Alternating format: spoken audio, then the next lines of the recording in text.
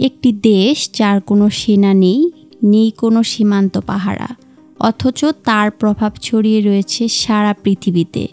মাত্র ৪৯ হেক্টরের একটি দেশ যেখানে বাস করে বিশ্বের সবচেয়ে শক্তিশালী ধর্মীয় নেতা। আজ আমরা জানব সেই রহস্যময় দেশের গল্প।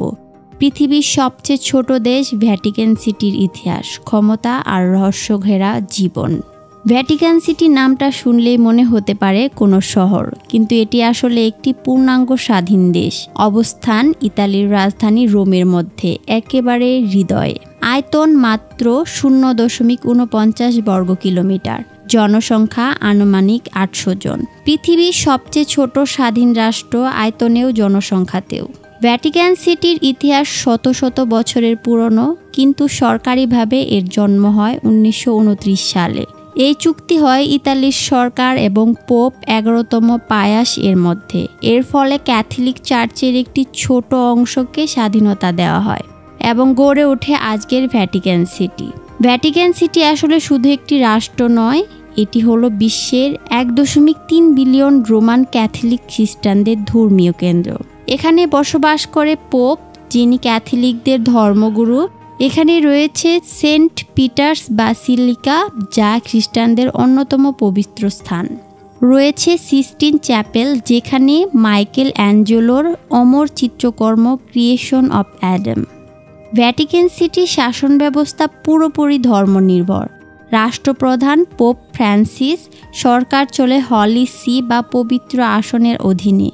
কোনো সাধারণ ভোট বা গণতন্ত্র নেই। পোপ নির্বাচিত হন গোপন কাউন্সিলে। ভ্যাটিকান সিটির নিজস্ব কোনো আধুনিক সেনাবাহিনী নেই, তবে তাদের নিরাপত্তা রক্ষার দায়িত্বে রয়েছে সুইস গার্ড।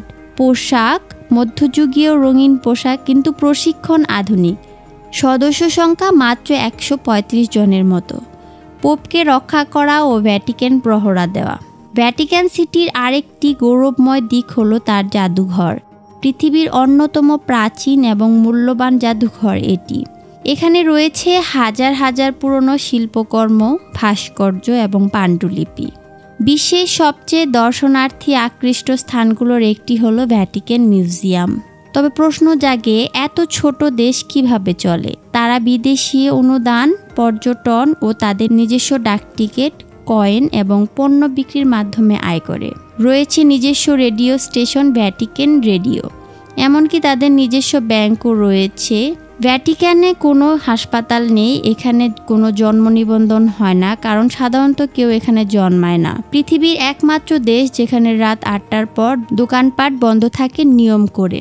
ভ্যাটিকান সিটি ছোট হতে পারে আয়তনে, কিন্তু তার সাংস্কৃতিক, ধর্মীয় এবং ঐতিহাসিক গুরুত্ব বিশাল।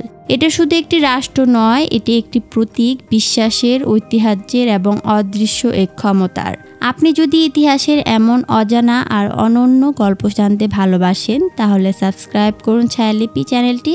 নতুন ভিডিও পেলে সবার আগে দেখতে বেল আইকনটা চাপতে ভুলবেন না। ধন্যবাদ।